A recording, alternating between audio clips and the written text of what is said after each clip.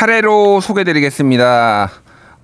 최민석 민주당 대변인, 문성호 개혁신당 선임 대변인, 그리고 신인규 정당 바로세이규 대표 세 분 모셨습니다. 안녕하세요. 안녕하세요. 네, 안녕하세요. 예, 오늘 아쉽게도 국민의힘 쪽 스피커가 좀 빠졌는데요. 저희가 모시려고 했는데 여러 사정으로 여의치 않았다는 점 미리 말씀드리고요. 제가 오늘은 국민의힘의 입장에 대해서 좀 적극적으로 얘기를 하도록 하겠습니다. 세 분께서 반박을 하시든 같이 동의를 해주시든 그렇게 해주시길 바라고요. 자, 일단 뭐 세 분 이렇게 방송하는 건 처음인 것 같아요. 그죠? 네, 세 분을. 그런 것 같습니다. 그러니까요. 네. 일단 세 분을 보면서 제가 드는 생각은 그냥 제 마음이 훈훈하네요. 다 세 분 다 잘생기셔서. 예. 얼굴 천재는 우리 MC. 뭐 그런 많이 거를, 배우겠습니다. 그런 걸 이런 지상파에서 이렇게 많은 그런 청기노사를 하시면 안 되고요. 예, 자제해 주시고요. 어쨌든 자, 오늘 좀 훈훈하게 시작을 했지만은 내용은 좀 진중한 내용이에요. 오늘 국회에서 윤석열 대통령 탄핵 청원 청문회 1차 청문회가 열렸습니다. 오늘은 해병대원 사망 사건 그리고 대통령실 외압 의혹에 집중하는 청문회고, 오는 26일에는 김건희 여사 관련 주가 조작 및 명품 가방 수수 의혹 청문회가 열립니다. 자, 이번 청문회 증인진이 매우 화려한데요. 김건희 여사, 장모 최은순 씨, 이원석 검찰총장, 이종섭 전 국방부 장관, 정진석 대통령 비서실장 등 총 45명이 채택이 됐고요. 지금 청문회 열리고 있는 것으로 아는데 지금 제가 실시간으로 정확하게 확인은 못하고 있습니다. 방금 전까지 제가 보고 왔습니다. 자, 일단 청문회 총평 좀 들어볼까요? 오늘 뭐 굉장히 바빴어요. 사실은 국민의힘 그 마지막 방송 토론회도 있어서 뭐 여기저기 보실 게 많아서 다 못 보셨을 수는 있겠지만 언론 기사로 보니까 매우 좀 어지러운 청문회였던 것 같습니다. 일단 신인규 대표 좀 어떻게 보셨습니까? 그러니까 뭐 사실 슬프지 않은 죽음이었겠습니다만은 참 오늘은 그래도 최수근 해병의 순직 1주기를 맞아서요. 저는 다시 한번 우리 고인의 명복을 빌고 또 유족분들에게 저는 위로의 말씀 꼭 드리고 싶습니다. 정말 전 국민의 힘으로 이 진실을 반드시 규명해야 되는 그런 상황인데, 오늘 청문회는 사실은 윤석열 대통령 탄핵 청원 청문회잖아요. 근데 사실은 이제 핵심은 이제 최해병 사건일 수밖에 없는 건데, 거짓과 진실이 충돌하는 그런 진실 게임의 장으로 저는 봤고요. 이제 밝히려는 자와 닫으려는 자가 오늘은 이제 몸까지 써가면서 그걸 좀 막으려는 모습이 저는 좀 국민의힘을 보면서 좀 애잔하다라는 생각을 좀 갖게 됐습니다. 네, 거짓과 진실의 대결 이렇게 말씀해 주셨고요. 자, 문성호 선임 대변인께서는 어떻게 보셨습니까? 그러니까 이게 사람이 좀 너무 화가 나면 오히려 웃음이 난다고 하잖아요. 예. 뭐 인성근 사단장께서 뭐 이번에 좀 작심을 하시는 발언을 뭔가 굉장히 결의에 차게 하시는데, 뭐 사실 그 내용은 결국 변명과 거짓말로 지금 일관하고 있지 않습니까? 예. 밝혀진 여러 가지 사안들이 있고, 정말 속된 말로 대한민국 군대에 대부분 남성들 다 갔다 왔는데 지금 임성근 사단장이 주장하는 그런 내용들이 과연 정말 그 말을 듣고 그 말이 맞구나라고 수긍할 사람이 얼마나 있겠습니까? 근데 지금 자기 부하가 일반적인 작전을 하다가 사망을 해도 지휘관으로서 책임감을 느끼는 것이 일반적인 장교일 것인데 지금 본인의 영달을 위해서 정말 자신의 부하들의 위험한 상황으로 모아놓고 끝내 사고가 터진 상황이라고 저는 보고 있거든요. 그런데도 이렇게 뻔뻔하게 나오시는 모습을 보고 진짜 실소가 나왔습니다. 알겠습니다. 실소가 나왔다 이렇게 말씀하셨고요. 최민석 대변인, 민주당 대변인 어떻게 보셨어요? 저도 뭐 같은 입장이고요. 근데 이제 뻔뻔함 좀 뭐랄까요, 공식적으로 할 수 있는 말로 하면 뻔뻔함에 분노스러웠다, 뭐 논평에서 하는 말투로 한다면 그럴 것 같고, 좀 세게 얘기하면 되게 가증스러웠습니다. 솔직히 보면서 이종섭 전 장관, 임성근 사단장, 그리고 임기훈 비서관, 그리고 출석 요구서를 땅에 버리고 불법으로 불출석한 우리 대통령실 참모진 분들. 그러니까 오늘 청문회뿐만이 아니라 지금 이 해병대원 특검이나 이 사안을 가지고 벌어졌던 모든 일들이 한 명의 국민으로서도 되게 분노하지 않을 수가 없었고, 자기 살 길을 찾아서 머리를 열심히 굴리는 모습들이 청문회에서 저는 많이 보였다라고 생각을 합니다. 그런 모습들이 굉장히 저는 세게 얘기해서 가증스러웠고요. 예. 그리고 지금 점점 의혹들이 하나로 수렴이 되어 가고 있는 것 같아요. 국정농단으로 비화가 되는 것도 있지만 지금 계속해서 나오는 게 02800에 7070이 누구의 번호냐. 요게 아마 밝혀지는 건 시간 문제일 것 같고 밝혀진다면 좀 적지 않은 파장이 있지 않을까라는 생각을 오늘 청문회 보면서 많이 했던 것 같습니다. 알겠습니다. 자, 이제 청문회 구체적인 내용은 잠깐만 뒤로 하고 이 청문회의 개최의 어떤 불법성 혹은 이제 문제성에 대해서 좀 제가 질의를 드릴게요. 일단은 대통령실 그리고 국민의힘의 입장은 이 청문회 자체가 문제가 있다, 불법적이다라고 이제 얘기를 하고 있습니다. 왜냐하면은 헌법 제 65조를 이제 근거로 제시했는데 헌법 제 65조에는 이제 대통령은 헌법이나 법률을 위반하지 않으면은 형사상 소추가 재직 중에 형사상 소추가 될 수 없다라는 내용이거든요. 그래서 이 부분에 있어서는 이게 그리고 이제 탄핵 청원 청문회 자체도 한 번도 있었던 형식이 아니고 그래서 야당이 이게 지금 무리하게 이거를 좀 진행하려는 거 아니냐. 그래서 일부에서는 뭐 이재명 구하기 방탄 탄핵 청문회다 뭐 이런 얘기도 있습니다. 이거에 대해서는 좀 어떻게 생각하시는지 먼저 최민석 대변인. 예. 일단 탄핵 청원 그러니까 대상은 좀 다를 수 있겠지만 탄핵 청원이 아예 전례가 없는 것은 아닙니다. 김명수 대법관 탄핵 청원 관련해서 법사위가 이미 심사를 했던 전례가 존재를 하고요. 그리고 네. 저희는 계속해서 말씀드리지만 국회법에 따라서 그리고 청원법에 따라서 해당 안건 같은 경우는 5만 명의 이제 5만 명 기준이 5만 명이고 140만 명 이상의 국민분들께서 동의를 해주셨기 때문에 자동으로 법사위에 회부가 되고 또 청원 소위일지 전체 회의에서 이것을 다룰지는 위원장의 재량입니다. 정청래 위원장님의 재량이시고요. 그래서 이것들을 그래서 정청래 위원장께서는 그 형태를 전체 회의에서의 청문회 로 선택을 하신 거고 저희는 그러니까 국회는 90일 이내 이것의 심사 결과를 의장께 보고를 해야 되는 게 의무입니다. 그래서 안 할 수가 없었고요. 그리고 계속해서 헌법을 얘기를 하셔서 저도 좀 헌법 얘기를 하고 싶어요. 헌법 제26조에는 모든 국민은 법률이 정하는 바에 의하여 국가기관의 문서로 청원할 권리를 가진다. 여기는 문서는 뭐 전자문서도 포함이 되겠죠. 네. 국가는 청원에 대하여 심사할 의무를 진다.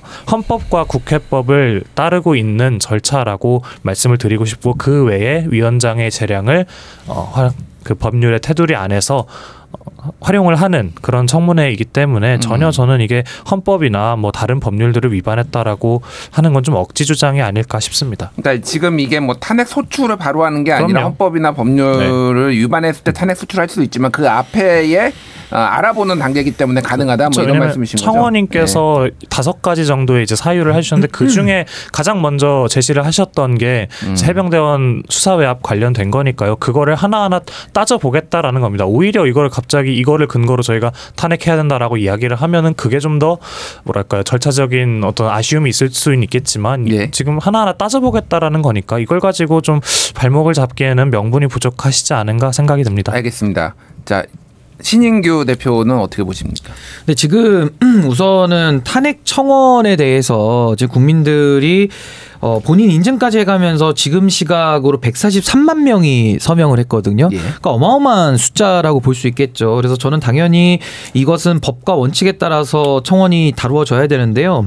우선 국민의힘에서 자꾸 위헌이다, 위법이다 이렇게 본인들의 주장과 배치될 때 위헌 딱지를 자꾸 붙이는데 국회는 법 해석기관이 아닙니다. 우리가 법 해석기관은 1차 해석은 행정부가 갖고 있는 거고 2차 해석은 사법기관, 그러니까 대법원이나 헌법재판소가 위헌 위법을 판단하는 거기 때문에 저는 국민의힘이 자꾸 위헌 위법이라는 말을 단정적으로 너무 먼저 쓰는 것은 좀 문제가 있다는 생각이 들고 헌법적으로 따져 들어가도 지금 국회의 자율권이 64조에 규정돼 있어요. 그 국회의 자율권이 뭐냐면은 국회의원을 국회에서 제명을 하잖아요. 법원에 제소도 못하게 돼 있습니다. 헌법 규정에 나와 있습니다. 그래서 고도로 보장되는 국회의 자율권이기 때문에 우리가 권한쟁의로 헌재에 많이 끌고 들어가는데 국회 내부 사안은 다 각 하나 옵니다. 왜냐하면 국회를 존중하는 차원에서 헌법재판소가 그렇게 일관되게 판단하고 있기 때문에 일단 국회의 자율권 말씀드리고요.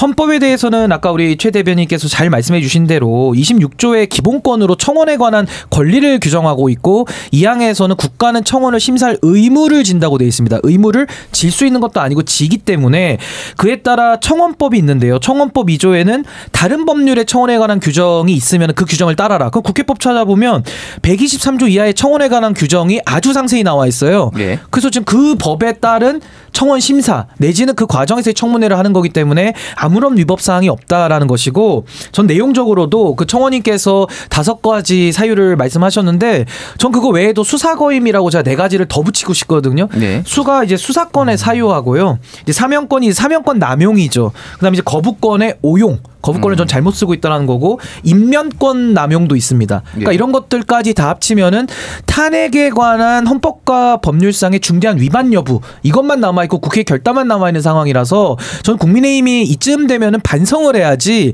이 자체가 문제 있다라고 위헌위법 시비를 붙어도 전 국민적인 공감을 얻기는 매우 어렵다라는 생각을 가지고 있습니다. 네, 일단 그 변호사시라서 법 잘 아리네요. 예. 법 조문은 막 들이대시는데 규정은 규정으로 깨줘야 되기 때문에 예, 제가 좀 언급했습니다. 당황했습니다. 일단 제가 당황했고요. 자, 문성호 대변인 어떻게? 법적인 얘기는 앞에 충분히 얘기해 주셨는데 예. 그럼 저는 이제 조금 다르게 이야기를 해서 이 민주당에서 조금 이런 탄핵이라고 하는 것을 너무 좀 가볍게 소비한다라는 느낌을 조금 받기는 해요. 그러니까 지금까지 사실 특히 대통령 탄핵이라는 것은 지금 우리나라가 뭐 노무현 탄핵 이후에는 뭐 정치권에서 걸핏하면 탄핵하자라는 이야기가 나오지만 굉장히 엄중한 이야기. 민주주의 국가에서 국가가 이제 직선제로 뽑은 대통령을 탄핵한다는 것은 정말 심각한 사유, 그리고 그것을 우리가 자정적으로 그 외의 수단이 없을 때 활용돼야 되는 비상수단이라고 저는 생각을 하는데, 이렇게 좀 너무 청원이라는 것이 분명 국민의 뜻이지만 또 반대로 5만 명이라는 제안을 얘기하셨지만 지금 어떤 양극화되어 있는 정치 지형 하에서 사실 5만 명을 동원해서 뭐 누군가를 탄핵하자는 청원을 올리는 게 어려운 것은 아니거든요. 그러니까 예. 지금 사안이 그렇다는 얘기가 아니라 이것이 좀 반복되었을 때 우리나라의 이제 정치가 안 그래도 극단화된다는 이제 우려를 많이 갖고 있는데, 저는 거기에 한 가지 좀 시발점으로 쓰일 수 있다고 생각을 하기 때문에 조금은 좀 이렇게 좀 천천히 할 필요가 저는 있다라고 생각합니다. 예를 들어서 뭐 뒤에도 다시 한번 이야기하겠지만 여기 이제 제시된 5가지 뭐 이제 첫 탄핵의 사유 중에 뭐 이제 해병대 최성병 순직 사건 같은 경우는 전 충분히 대통령 탄핵이 되어야 될 사안이라고 생각합니다. 사실로 밝혀진다면 예. 여러 가지 의혹들이. 하지만 그 뒤에 있는 뭐 전쟁 위기 조장이라든지 뭐 후쿠시마 오염수 해양 특위라든지 이런 건 사실 대통령의 어떤 의정 활동이나 이 정부를 이끌어 나가는 데 있어서의 가치 판단이나 정말 뭐 나쁘게 얘기해도 어떤 유무능의 정도의 차이인 건데 이것을 가지고 탄핵을 얘기하기는 좀 어렵거든요. 그러니까 이런 탄핵이란 말을 좀 더 엄중하게 써주셨으면 좋겠다, 이런 견해를 가지고 있습니다. 그러니까 그러면은 이제 뭐 이 사안이 중대하기 때문에 청문회가 열릴 수는 있지만은 앞으로 국회에 청원이 5만 명 이상에 올라오는 것에 대해서도 그러면 다 청문회를 열 것이냐, 이제 이런 의문을 좀 제기하신 거죠, 그러니까. 뭐 여러 가지 사안이 있겠지만 예, 대통령 탄핵이라는 것은 저는 좀 더 무겁게 되어야 된다라고 생각하고 있습니다. 지금 그 국회 그 청원을 사이트를 보니까 더불어민주당 정당 해산 심판 청구 촉구 결의안에 관한 청원이 36,433명이 지금 동의를 해서 제가 보니까 이거 5만 명 넘을 수 있을 것 같거든요. 이것도 청문회를 열어야 되나 뭐 이런 생각이 드는데. 예. 약간 뭐 크게 뭐 엄청 신경 쓰이는 것도 아니고 뭐 그런 거야, 그런 주장들이야 언제나 청원 사이트 같은 것들이 생기면은 항상 극단적인 얘기들은 나오잖아요. 그런데 좀 주목해야 될 건 말씀 잘 해주셨는데, 탄핵은 맞죠, 엄중하고 무겁게 다뤄져야죠. 그런데 이 엄중하고 무겁게 다뤄져야 될 타이밍이 됐다라고 국민들께서 판단을 하신 것 같아요. 네. 탄핵이라는 말이 뭐 해리포터의 뭐 볼드모트 같은 뭐 그런 언급해서는 안 될 뭐 그런 단어도 아니고, 하지만 엄중하고 무겁고 해야 되는 건 맞지만 지금 어찌 보면 그 스모킹건이 계속해서 발생을 하고 있고, 국민들께서 탄핵이라는 단어를 들었을 때 예.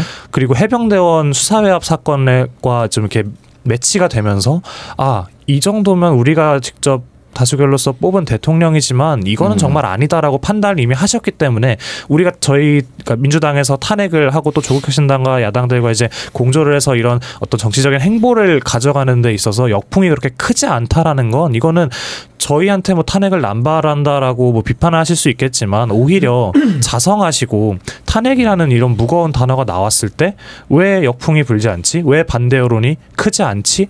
그런 부분은 성찰을 하셔야 되는 부분이라고 저는 생각을 합니다. 그리고 알겠습니다. 이미 예. 탄핵이라는 건 사실 국민적 정서가 먼저 갖춰져야 사실 현실적으로 이루어질 수 있는 것이기 때문에 지금 그 국민들은 그런 모습들을 보여주고 있다라고 저는 생각을 합니다. 알겠습니다. 일단 요거는 다음으로 넘어갈게요. 일단 국민의힘에서는 이재명 지키기 위한 탄핵 청원 아니냐, 아니 탄핵 청문회 아니냐, 또 그리고 민주당이나 야당들이 탄핵 중독에 걸렸다, 뭐 이런 얘기를 하고 있다라는 점 알려드리고요.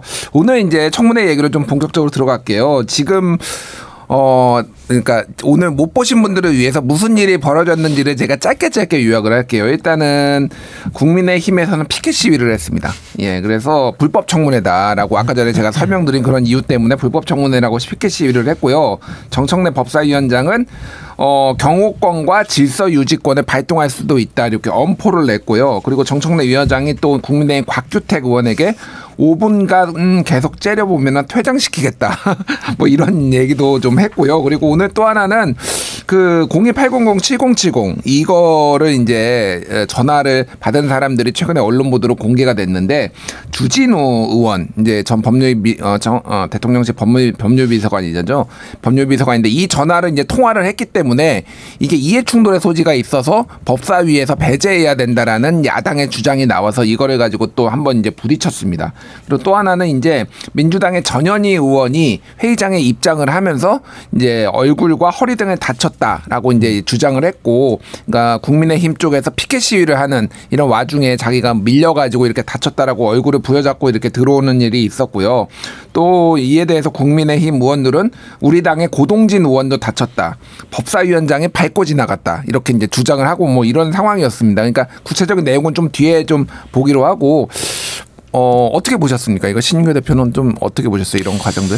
그러니까 이제 사실 국회 선진화법 이후에 사실은 국회 안에서의 물리력을 쓰면 징역 5년 내지는 집단 다중에 하면 징역 7년 상당히 중한 죄이기 때문에 이게 이제 국회의원들은 기소가 돼서 처벌을 받으면 증거가 빼박으로 남아있기 때문에 유죄가 나올 가능성이 높고 그럼 본인의 이제 신분상 매우 위험해질 수 있기 때문에 그동안 많이 조심해왔던 거거든요. 예. 근데 오늘은 추경호 원내대표를 비롯해서 이 국민의힘 의원들이 무슨 자신감인지 아니면은 굳이 추론하자면은 전날 이제 한동훈 장관이 나경원 의원과 그 설전하면서 뭐 그 패스트트랙 사건 관련된 공소 취소권을 언급을 했었잖아요. 그러니까 네.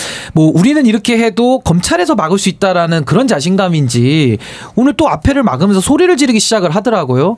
그러면서 이제 민주당 법사위원들이 나오다 보니까 그 과정에서 이 충돌이 생긴 건데 그럼 시시비비를 가려야죠. 그러니까 이것은 네. 먼저 물리력으로 국회의 회의를 방해할 목적으로 충분히 방해할 목적으로 앞에 가서 진지를 구축하고 나오는 순간 소리를 질러대면서 물리력을 썼던 국민의힘에 대한 그 비판 가능성이 훨씬 비난 가능성이 높기 때문에 저는 참 이런 모습 국민들이 보시는 것도 너무나도 좀 찝찝한 모습이기도 하고 실정법 위반의 소지가 있기 때문에 저는 이 사안에 대해서는 법사위원회 차원에서 저는 엄정하게 저는 고발 조치하고 다시는 이런 일 있을 수 없도록 그래서 국회가 좀 원만하게 운영될 수 있는데 도움이 될 수 있도록 좀 그렇게 좀 선제적인 조치를 해야 될 것이다. 저 그렇게 생각합니다.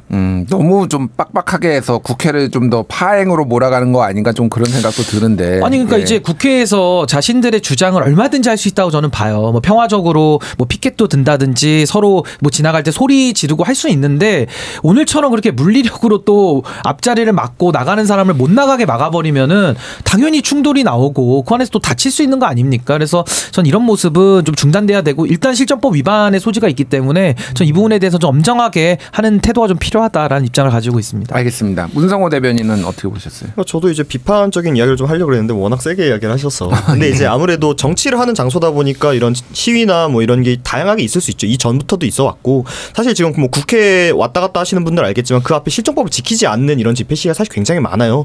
원래 실정법대로는 있을 수 없는 일들이 많이 있는데 이게 어떤 정치의 영역이기 때문에 허용돼 왔던 범위가 좀 있다고 생각을 합니다. 근데 이게 어느 정도를 또 넘어서기 시작하면 얘기하신 바와 같이 국회 선진화법이 이제 선진화법이 필요했었던 그때처럼 다시 돌아가지 않도록 어느 정도 좀 잡아줄 필요가 있는데 오늘 같은 경우에는 저는 반대로 이렇게 좀 내가 지금 뭐 이렇게 피켓시를 하는 사람들 때문에 다쳤다 그러면 우리는 안 그랬다라고 얘기가 나올 줄 알았는데 아니야 우리도 다쳤다 이렇게 나오는 걸 보니까 네. 실제적으로 좀 물리적인 충돌이 있었지 않나 싶거든요.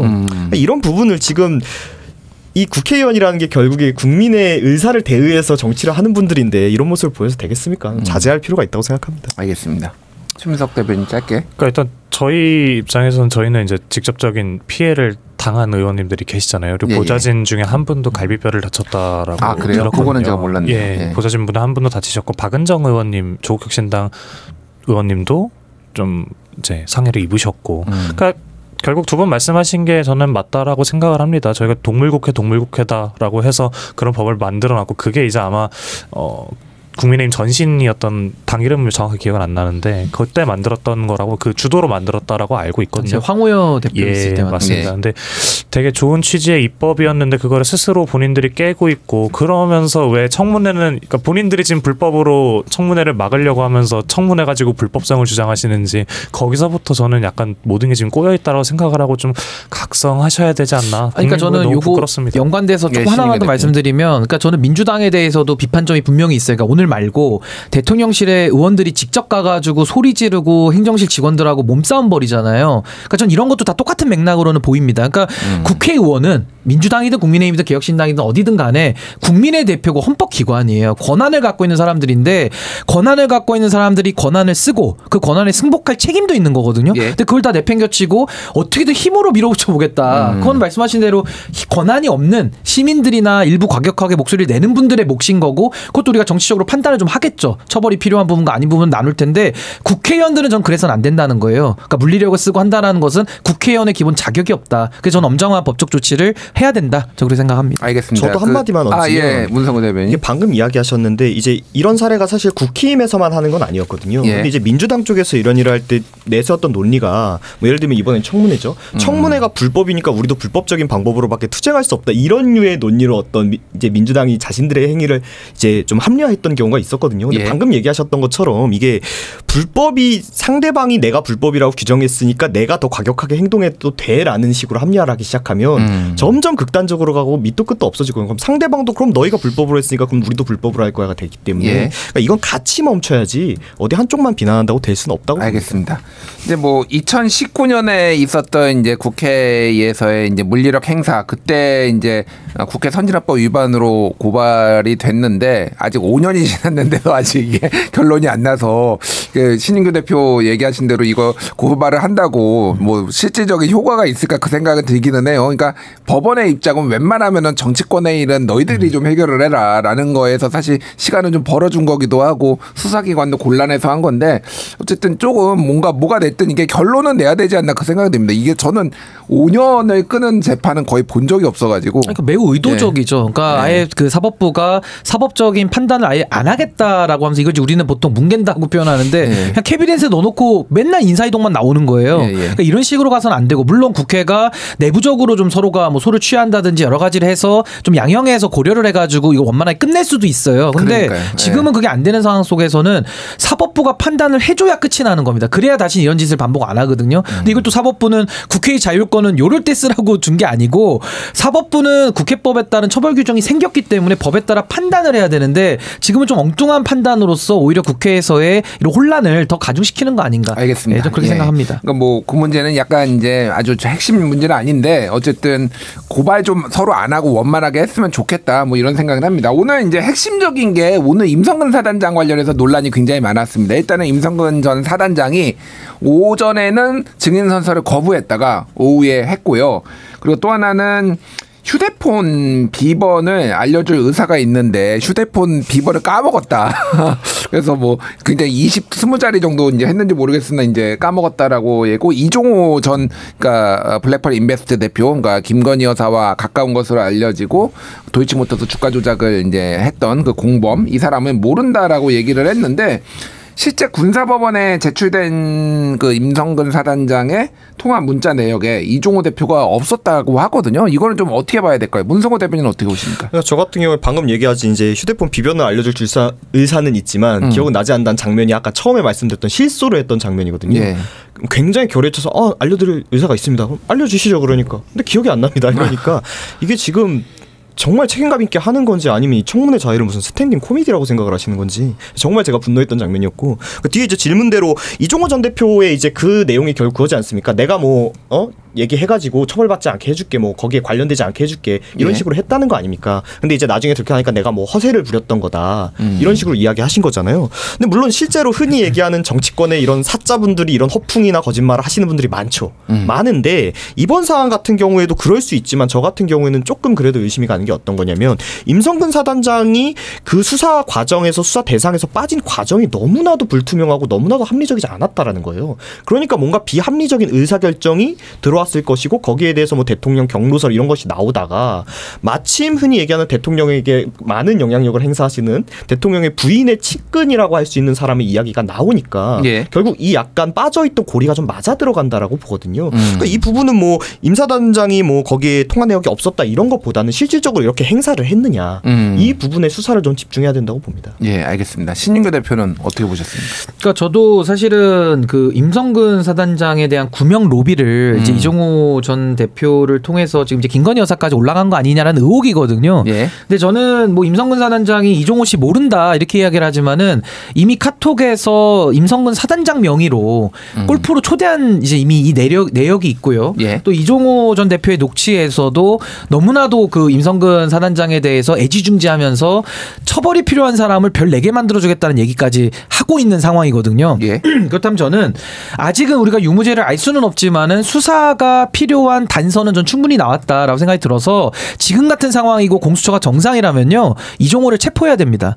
체포하고 구속 수사를 하는 게 맞고요. 과거에 다 그렇게 해왔고요. 지금 공수처가 오늘 오전에 보면은 임성근 구명 로비 의혹 이종호 참고인 조사한다고 이제 보도가 나오긴 했거든요. 이건 참고인이 아니죠. 사실상 직접 수사가 필요한 저는 상황까지 왔다라고 보는데 일반적으로는 참고인 조사로 불렀다가 피의자로 전환하면서도 구속시키기도 하죠. 그러니까 그런 식의 뭔가 공수처가 하려는 그러니까 수사를 하고자 하는 의지, 노력 이걸 보여줘야 되는데 지금은 국민의힘 쪽에서 계속 공수처 수사만 기다리자라는 노래만 부르고 있고 공수처는 사실 언론 기사조차도 못 따라가는 수준이에요. 그 공권력을 가지고 있는 수사기관이. 그래서 저는 지금 이 상황에서는 자꾸 이렇게 진실 공방을 할 게 아니라 임성근 사단장과 이종호 대표에 대해서는 저는 수사 필요성이 매우 높다. 그래서 저는 가장 강도 높은 저는 수사를 통해서 진실을 저는 이제 가려낼 때가 됐다. 저 그렇게 생각합니다. 알겠습니다. 최민석 대변인 어떻게 보셨습니까? 네, 뭐 저도 이제 신인규 대표님 말에 동의를 하고요. 말씀해주신 부분 중에서 이종호 씨라거나 지금 그러니까 저는 지금 이 사건이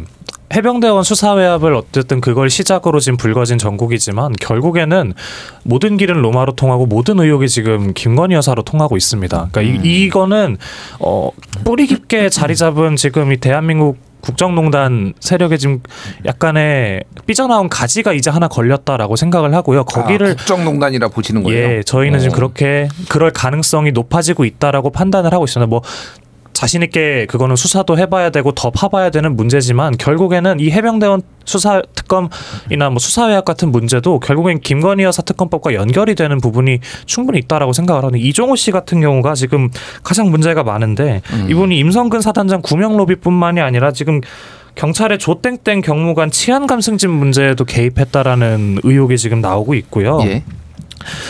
지금 의혹이 나온 건 지금 여기까지지만 이 사안들 뿐이지만 파보면 이 정도의 영향력을 이 정도의 발언을 할 수 있는 사람 그리고 오늘 청문회에서도 성공한 로비의 사례들이 몇 가지가 나왔습니다. 그런 것들을 보면 이 이종호라는 사람의 정체가 대체 무엇이냐 그리고 그 사람이 얘기했던 우리가 윤석열 대통령 부부를 결혼을 시켰다.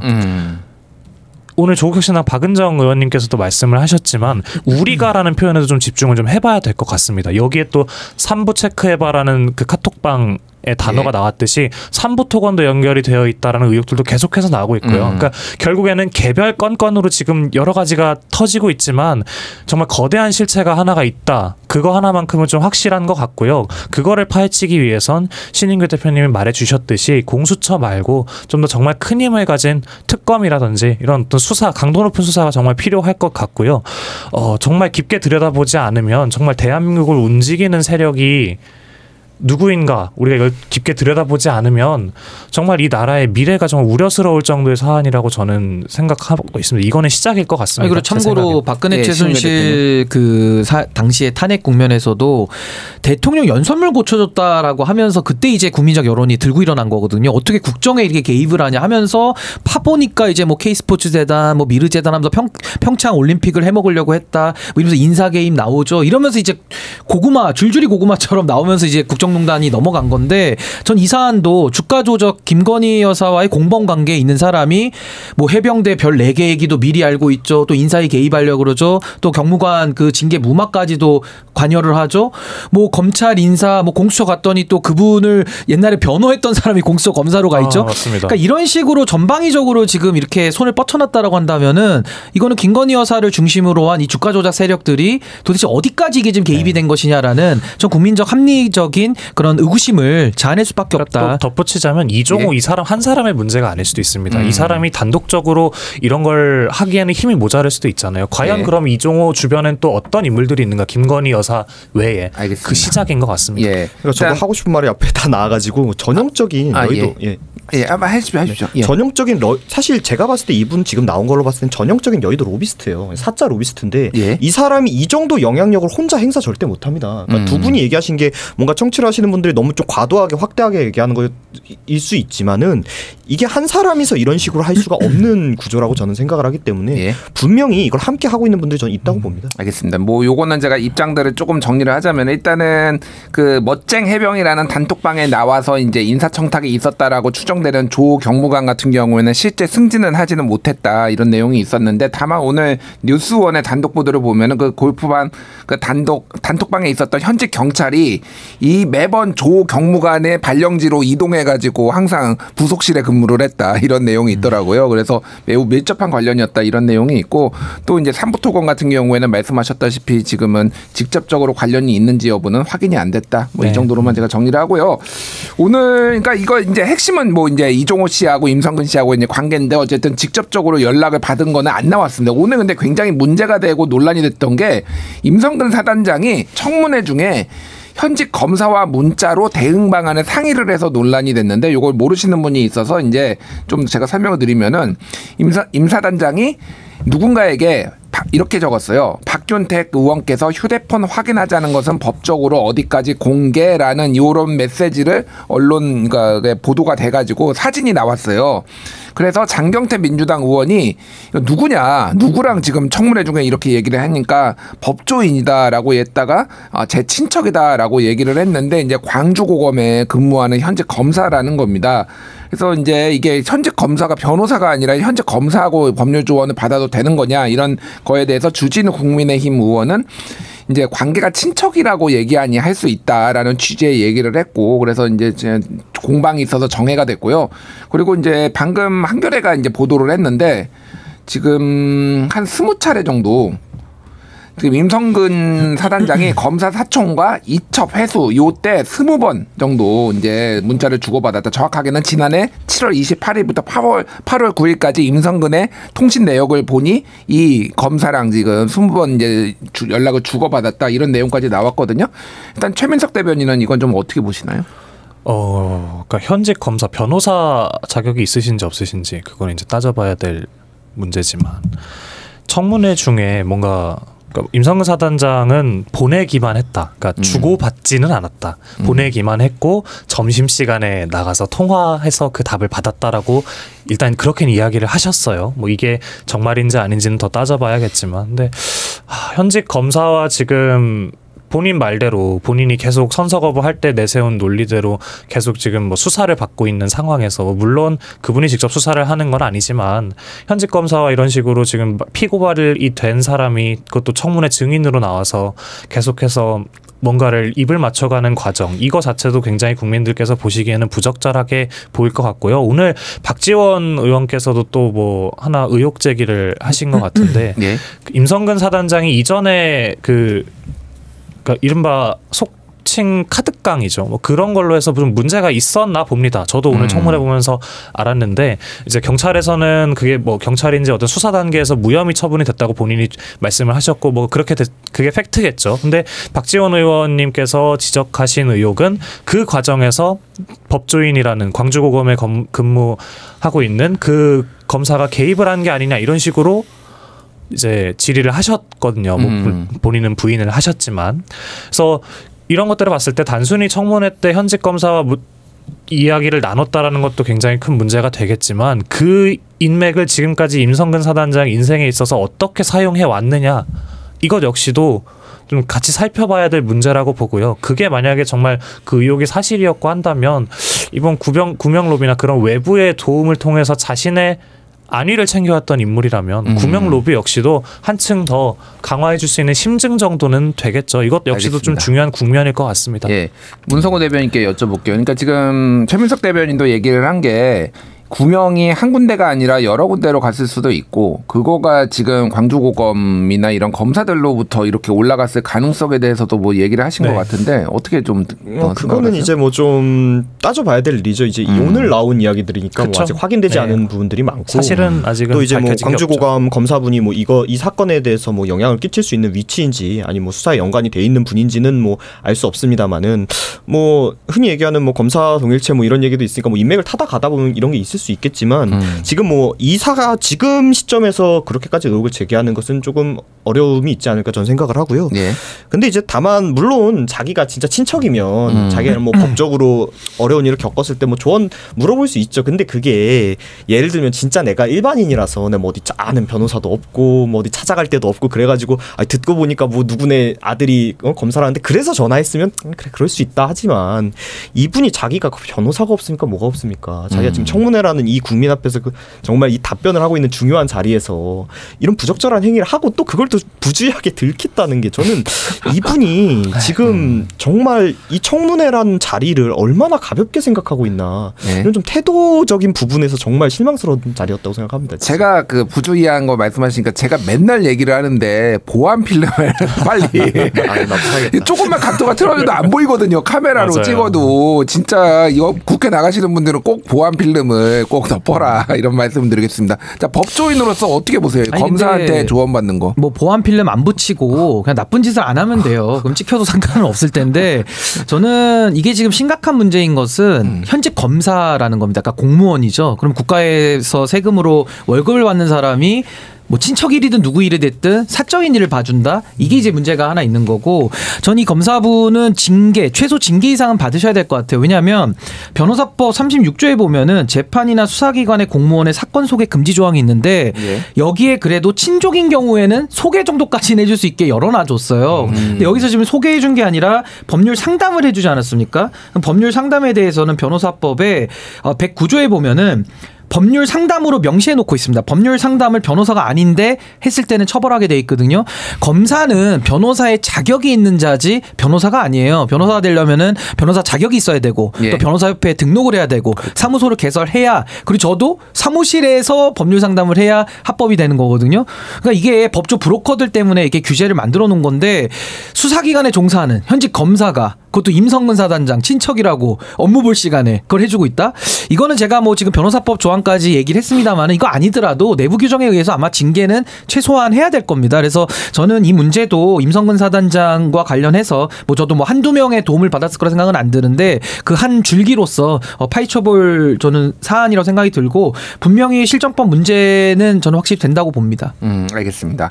자, 오늘 이제 국회 청문회에서 또 쟁점이 됐던 게 하나가 김규현 변호사 이제 공익제보자였는데 본인이 이제 이름을 밝혔으니 공익제보자인 김규현 변호사 그리고 그 멋쟁 해병이라는 단톡방의 일원으로서 굉장히 많은 녹취록을 이제 공수처와 언론에 제공을 한 인물인데 이게 지금 문제가 있다 일단 이 사람이. 그래서 이거는 민주당의 사기 탄핵 게이트다. 권성동 의원이 그렇게 얘기를 했다라는 거고 또 하나가 그 녹취록에 보면은 김규현 변호사가 공천과 관련돼서 이런 시도를 이리저리 알아봤는데 이번에는 좀 쉽지 않을까 싶다라고 하니까 이종호 대표가 네가 파란색으로 가려고 그러니까 그렇지 빨간색으로 갔으면 내가 좀 나섰을 텐데 뭐 이런 얘기를 했어요. 그러니까 쉽게 얘기하면 민주당 공천 말고 국힘 공천 받으려고 하지 내가 좀 도와줬을 텐데 이런 얘기를 했다라는 거예요. 그러니까 중요한 거는 어쨌든 공천을 받으려고 백방으로 뛰었던 이 사람이 불순한 의도로 지금 이런 거를 다 기획을 한 거 아니냐 이런 식의 이제 권성동 의원의 주장이 있었습니다. 문성호 대변인은 좀 어떻게 보십니까? 그거야 뭐 그럴 수 있죠. 실제로 어떤 이런 사안 같은 걸 정치적으로 이용하려는 분들은 항상 있기 마련이고요. 근데 다만 이제 이걸 사기라고까지 얘기하려면 그분이 뭔가 자기가 공천을 위해서든 뭔가를 위해서 허위 자료를 만들어가지고 해야 사기죠. 근데 이거는 그 자체는 지금 뭐 허위가 아닌 거지 않습니까? 그러니까 그 음성의 녹음들이 나온 거는 나와 있는 내용들은 어쨌든 예. 사실인 거 아닙니까? 그럼 이걸 사기라고 또 보긴 좀 어렵죠. 이걸 이제 어떤 사안을 정치적으로 이용한다 정도라고 비판할 수는 있겠습니다만, 그러니까 또 반대로 이 지금 최상병 사망 사건으로 너무 국힘이 몰리다 보니까 상대 쪽에서 뭐 하나 조금 나오는 것도 크게 키우려고 하는 것 같은데, 그게 오히려 문제점이 있는 것조차도 더 문제가 아닌 것처럼 저는 보이게 하는 효과가 있다고 생각합니다. 그러니까 그럴수록 더 궁지에 몰릴 거라는 말씀을 드리고 싶습니다. 알겠습니다. 제가 얘기를 하자면, 그러니까 이거는 전형적으로 메시지에 할 말이 없으니까 메신저를 공격을 하는 거죠. 그러니까 말씀해 주셨듯이 이종호, 뭐 송호종 등등 그 단톡방 내에서 어떤 국정농단이나 뭐 수사외압의 의심을 받을 수 있는 발언들, 그리고 그거를 김규현 변호사와 통화를 했을 때 그런 발언을 했다라는 거는 녹취까지 있는 팩트잖아요. 그러니까 그런 팩트들에 대해서 반박할 말이 없으니까 권성동 의원께서는 본질을 흐리려는 물타기 시도를 하고 있다라고 볼 수밖에 없을 것 같고, 김규현 변호사가 그들의 손목을 비틀어서 말을 하게 했다는 건 또 아니잖아요. 체리 따봉 하나 더 받고 싶으신 것 같고요, 그냥.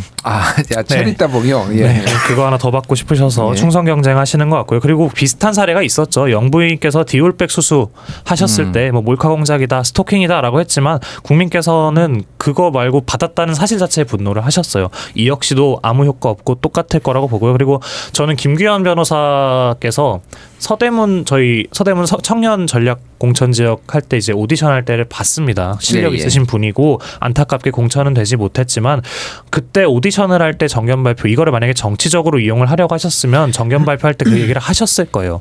본인이 이미 예전에 있었던 그 수사외압이나 국정농단의 그런 자료들을 갖고 있는 상황에서도 그거를 활용을 하지 않으셨다가 공천에서 떨어지고 나서 본격적으로 이 활동을 하시면서 때가 돼서 터뜨리셨단 말이죠. 제가 봤을 때는 그 공천 역시도 뭐 본인의 어떤 개인적인 꿈도 분명히 있었겠지만, 이 해병대원 사건을 좀 더 효율적으로 해결할 수 있는 위치로 올라가기 위한 공천을 받기 위한 그런 시도였다라고 저는 보입니다. 그래서 권성도 의원께서 본질을 흐리지 마셨으면 좋겠습니다. 5선 의원이시잖아요. 알겠습니다. 그리고 저도 이게 사기 탄핵 게이트다라는 단어 자체가 말이 안 되는 게, 탄핵이라는 거는 중대한 헌법과 법률 위반이 있을 때 국회가 탄핵 소추를 하면 헌법재판소가 증거에 따라 가지고 파면 결정을 이제 하는 거거든요. 그러니까 두 단계를 거쳐야지 탄핵이 되는 건데, 어떻게 사기로 탄핵을 시킵니까? 이거는 구조적으로 일단 권성동 의원이 법률관대도 그런 엉뚱한 소리 한다는 게 일단 문제인 거고, 또 하나는 지금 뭐 멋쟁이 해병방에 뭐 민주당 뭐 지지했거나 좋아했던 분들이 많다고 설사 쳐도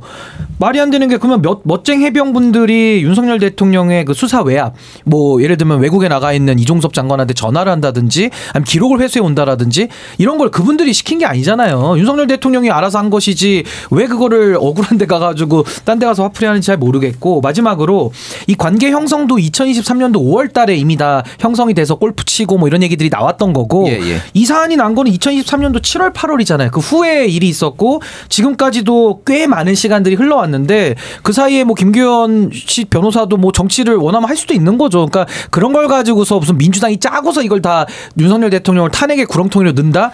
아무리 민주당이 넣어도요, 윤석열 대통령이 중대한 헌법과 법률 위반을 안 했다면은 탄핵을 할 수가 없는 구조다. 저 이 말씀 드리고 싶습니다. 예, 권성도 의원은 어쨌든 김규현 변호사가 최상병 사망 사고 외압 의혹을 대통령실과 연결짓기 위해 사전에 기획한 공작을 했다, 이런 입장이라는 거 밝혀드리고요. 자, 이제 오늘 청문회는 이 정도로 정리하고, 이게 한 번이 아니라 지금 26일에 한 번 더 2차 청문회가 있는데, 이때는 증인이 일단은 화려합니다.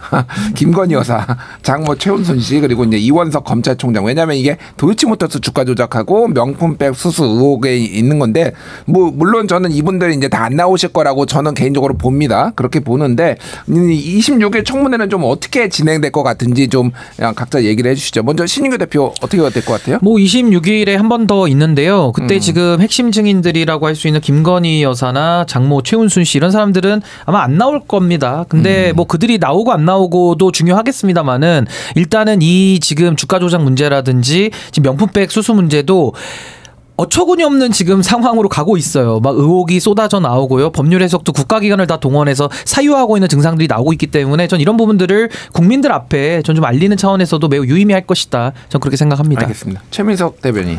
그러니까 저 역시도 김건희 여사나 이미 대통령실 참모진을 출석 요구를 하는 것조차 이제 막는데 김건희 여사 의혹의 핵심인 김건희 여사를 불러오겠습니까? 그래서 오지 않을 것 같고 근데 국회 증언감정법 제12조 불출석 등의 죄가 이제 1항 정당하지 않게 불출석하고 출석 요구서 수령을 거부하고 증언 감정 선서를 정당한 이유 없이 그걸 거부하게 되면 징역형을 받는다. 김건희 여사가 가지고 있는 의혹 중에 하나가 더 추가가 된다라고 경고를 드리고 싶고요. 그리고 지금 막 이렇게 지금 당장은 뭐 이렇게 막을 수 있을 것 같아도 본인이 이게 계속해서 의혹들이 추가되고 무언가가 계속해서 나오는 상황에서 본인이 이렇게 계속 비협조적이고 진실을 계속 은폐하려고 한다면 그런 것들이 한 번에 부메랑처럼 돌아와서 생각했던 것보다 더 큰 저항과 더 아픈 최후를 맞이하게 되지 않을까 그런 생각을 합니다. 알겠습니다. 문성호 대변인께는 뭐 연결지어서 이거 질문 드릴게요. 그래서 이제 청문회는 잘 안 될 것 같고 26일에 그 이후에는 좀 어떤 식으로 이게 전국에 전개될 것인가. 최상병 특검 이제 재의결도 해야 되고 대통령과 관련돼서 대통령실과 관련해서 좀 어떻게 보십니까? 저도 완전히 예측할 수는 없지만 여전히 대통령 임기가 남아있기 때문에 아직은 내부 구성원들이 대통령을 지키려고 할지도 모릅니다. 예. 그렇지만은 결국에는 지금 이 무리하게 결국 한 사람을 지키기 위해서 동원되고 있는 그 내부의 사람들조차도 사실 굉장히 힘이 들 거고 본인의 어떤 프라이드에 상처가 나고 있을 거거든요. 예. 그러니까 저는 임기 말이 가면 갈수록 결국 실체에 접근하는 고발들이 나오지 않을까 이렇게 생각하고 있습니다. 그렇군요. 자, 시간이 많지 않은데 딱 30초씩만 각자 이제 하고 싶은 얘기 해주시고 뭐 당부 같은 거 해주시면 좋을 것 같아요. 먼저 최민석 민주당 대변인부터. 민주당은 이번 청문회를 정말 잘 임해서 단순히 이게 탄핵 소추로 청원으로 시작된 거지만 그런 것뿐만이 아니라 정말 윤석열 정권에 숨어 있었던 어떤 국정농단이라거나 불법 그거 뿌리 뽑는데 이번 청문회 정말 잘 임할 거고요. 그리고 마지막으로 그냥 하고 싶은 말은 요즘 소설 맥베스를 아주 유의 깊게 보고 있습니다. 맥베스요? 예, 그 결말을 뭐 제가 말하기는 좀 과격할 수도 있지만 분명히 그런 고전들이 주는 교훈이 있을 겁니다. 윤석열 대통령과 김건희 여사께서 맥베스 이야기를 알고 계신다면 예. 그리고 본인들의 억울함도 분명히 있을 겁니다. 그런 것들을 위해서라면 국민 앞에 나서서 대통령실이나 이런 뒤에 숨지 마시고 국민 앞에 나서서 진실을 좀 얘기를 해주셨으면 좋겠습니다. 그게 애국입니다. 아, 그게 애국이다. 요즘 뭐 그 드라마 돌풍도 대통령 시의 얘기가 나오고 좀 전체적으로 살벌하다 뭐 이런 느낌은 드는데 어쨌든 신윤규 대표 말씀해 주시죠. 근데 저는 지금 윤석열 대통령 탄핵이라는 이 단어 자체가 이제 국민들이 아무런 저항감이 없거든요. 그러니까 반대로 말하면 이미 심리적으로는 거의 많은 부분들에서는 이미 탄핵이 이루어진 거랑 똑같은 상황이고 이걸 이제 물리적으로 하는 거는 이제 그 절차를 밟아야 되기 때문에 조금 저는 이제 성수군도 필요하다 이런 입장인데 탄핵은요 우리가 예. 언급해서 안 될 금기어가 아니고요. 헌법을 수호하기 위한 마지막 수단입니다. 그러니까 윤석열 대통령은 이거를 본인이 국민들의 인내심에 끝까지 지금 본인이 건드렸다는 걸 반성을 해야지 여기서 계속 유지한다? 그럼 저는 탄핵은 현실화될 수밖에 없다고 보는 것이고 예. 저는 특검을 짧게. 거부한 예. 거 이게 예. 가장 윤석열 대통령의 큰 업보 아닌가라는 생각이 듭니다. 알겠습니다. 문성호 대변인 짧게 얘기하신 것처럼 민주당에서 좀 청문회를 잘 준비했으면 좋겠다라는 생각을 해요. 아무래도 거기에서 지금 잘못하고 있는 사람들한테 뭐 모욕 주고 이렇게 해서 뭔가 사이다 이런 느낌을 주는 것도 좋죠. 근데 그거는 저는 지지자들 결집에는 도움이 될지 몰라도 어떤 이 사안의 실체적인 진실을 밝히는 데는 크게 도움이 되지 않는다라고 생각하거든요. 지금으로 치면 뭐 한동훈 장관이 이렇게까지 뜬 것도 결국 그 장관 청문회 당시에 민주당이 뭐 이모 씨가 어쩌고 조금 부족하게 했던 점을 한동훈 장관이 굉장히 잘 받아친 것처럼 보인 거예요. 제가 생각했을 때는 잘한 게 아니라 민주당 쪽에 준비가 부족했던 거라고 생각하거든요. 그래서 만약 잘못하면 이번에 오히려 뭐 이원석 검찰총장이나 이런 사람을 새로운 정치 스타로 만들어줄 수도 있기 때문에 준비 잘 해주셨으면 좋겠습니다. 네, 알겠습니다. 열심히 하겠습니다. 예, 지금까지 민주당 최민석 대변인, 문성호 개혁신당 선임 대변인, 신인규 정당 바로 세우기 대표 세 분 모셨습니다. 감사합니다. 네, 감사합니다.